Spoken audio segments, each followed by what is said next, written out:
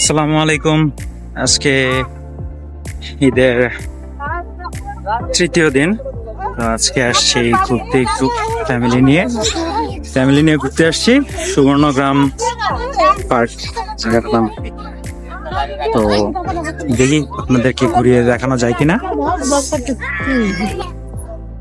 এই যে জায়গাটা, প্রথমে বলে রাখি, জায়গাটা টোটালি ফটোজেনিক একটা জায়গা, যেখানে ওইরকম আহামরি কিছু না থাকলেও জায়গায় জায়গায় আপনারা ছবি তুলতে পারবেন। এরিয়াটা অনেক বড়, এক্সপ্লোর করতে মোটামুটি ভালোই সময় লাগে, বাট হ্যাঁ। আর this man smoking injurious to health, but this is cute. There's a Spider-Man here. এমনি জায়গাটা মোটামুটি ভালোই, ওইরকম আহামরি দেখার মতো কিছু নাই, আবার একেবারে ফালায় দেওয়ার মতো কিছু নাই, এরকম। এটা হচ্ছে কিড সেকশন। আমার ভাগিনা এখানে আধা ঘন্টার উপরে খেলছে জাস্ট, তারপরও তাকে বাসায় নিয়ে আসা যায় না। আর এটা হচ্ছে ওভারভিউ।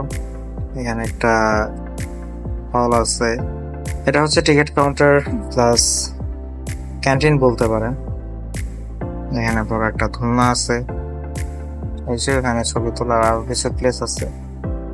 এখানে ম্যাক্সিমাম দেয়ালেই ছবি তোলার জন্য এক্সট্রা করে পেন্টিং করা আছে, তো দেখতে পারবেন এগুলো। দেখাচ্ছি আপনাদেরকে। এই যে মানে ফটোজেনিক জায়গাটা কি, এই যে এখানে কিছু আছে। এই সরি মানুষ দেখালাম না, বাট এখানে একটা ফটো স্পট আছে। মানে এখানে আপনি ম্যাক্সিমাম পাবেন হচ্ছে ফটো তোলার জন্য স্পট। যেখানে হাতি আছে কিছু, পিছনে ন্যাচারাল কিছু ব্যাকগ্রাউন্ড দেখা হয়েছে, কিছুটা এরকম আসে আর কি। আর চাইলে মিনি কার আছে, মিনি কার দিয়ে ঘুরতে পারেন। আকাশের অবস্থা যদিও বেশি ভালো না। এই হলো জীবন, যা কিছু হোক ঘুরতে আসতে হবে এই মানুষদের মতো লাইন ধরে। ঠিক আছে, দেখি সামনে আর কি আছে। এখানে একটা বুল আছে বট গাছের নিচে। তো আমার কথা হচ্ছে, পানির মধ্যে বুল কি করে? হ্যাঁ, গোসল করতে আসছে নাকি গরমে বৃষ্টির মধ্যে? ভাবছিলাম এই ট্রেনটা আসতেছে, ট্রেনে উঠবো, বাট হয় নাই ট্রেনে ওঠা, কারণ আমরা ছিলাম প্রায় 12 জনের মতো, আর কিছু মানুষ আগে উঠা যাওয়ার কারণে ট্রেনটা মিস হয়ে গেছে। এখানে আরো কিছু রাইড ছিল, যেমন একটা ডেঞ্জারাস রাইড। যদিও ভয় পাই, তারপরও আমাকে রাইড উঠানো হয়েছে। এটা উঠি নাই, এটা ডেথ রাইড মেবি উঠছিলাম। এই যে সবচাইতে ডেঞ্জারাস যেটা, এটা খুবই মানে ভয়ানক ছিল জিনিসটা, এক্সপিরিয়েন্সটা। যদিও আমি একা না, আমার সাথে আরো 2 জন ছিল। একজন খুব এনজয় করতেছিল, আর একজন একেবারে শেষ, এরকম টাইপ।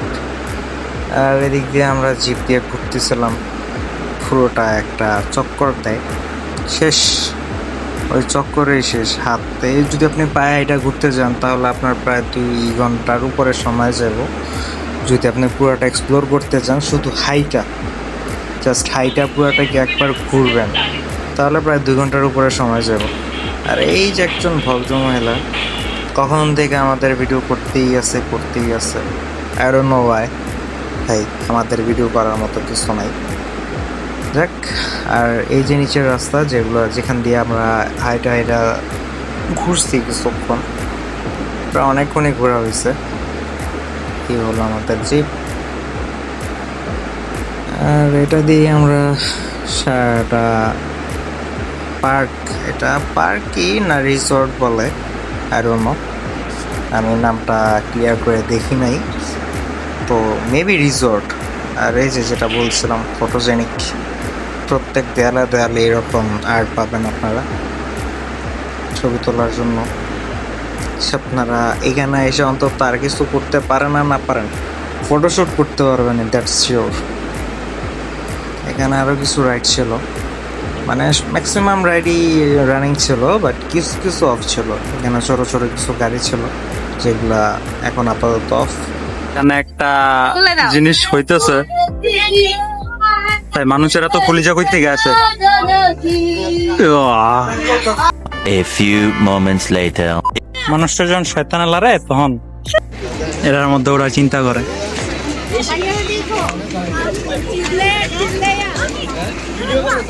আল্লাহ জানে কি হইব।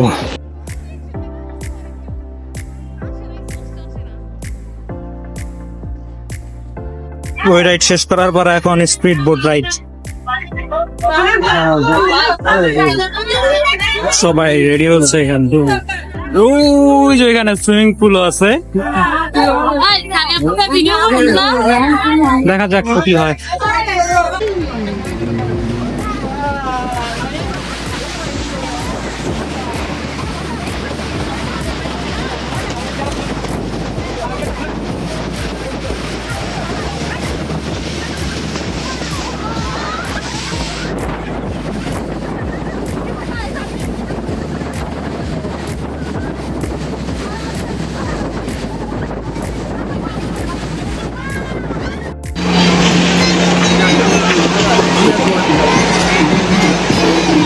স্পিড বোট এরিয়া যদি ওই সাইড দিয়ে আরো আছে, যে দিকটাতে মাত্র ঘুরে আসছে, এখান থেকে এসে পর্যন্তই শেষ। এই হচ্ছে জায়গাটা, মোটামুটি ভালো, ঘুরতে আসার জন্য ভালো হয়।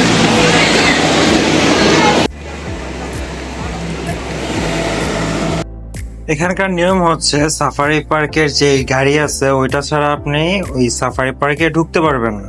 এই ছিল আমার ঈদের তৃতীয় দিনের ঘোরাফেরা। এখানে আরো অনেক কিছু ছিল, যদিও সবকিছু এক্সপ্লোর করিনি। হ্যাঁ, কিছু কুকুরের ব্রিড দেখছিলাম এখানে, 3-4টা কুকুরের ব্রিড দেখছিলাম। তাদের মধ্যে একটা হচ্ছে হাস্কি, যেটা আমার সবচেয়ে ফেভারিট, বাট পালা যাবে না এর জন্য পারিনি। আর ওই সাইডে যেতেও পারিনি, এরিয়াটা বিশাল, যার কারণে এক্সপ্লোর পুরোপুরি করা সম্ভব না। প্রায় সন্ধ্যা এসেছে, এখন চলে যাবো বাসায়। ইনশাল্লাহ অন্য কোনো একদিন দেখা হবে। ততদিন পর্যন্ত ভালো থাকবেন, সুস্থ থাকবেন, স্টে সেফ। আল্লাহ হাফেজ। ইনশাল্লাহ আবার দেখা হবে। আসসালামু আলাইকুম।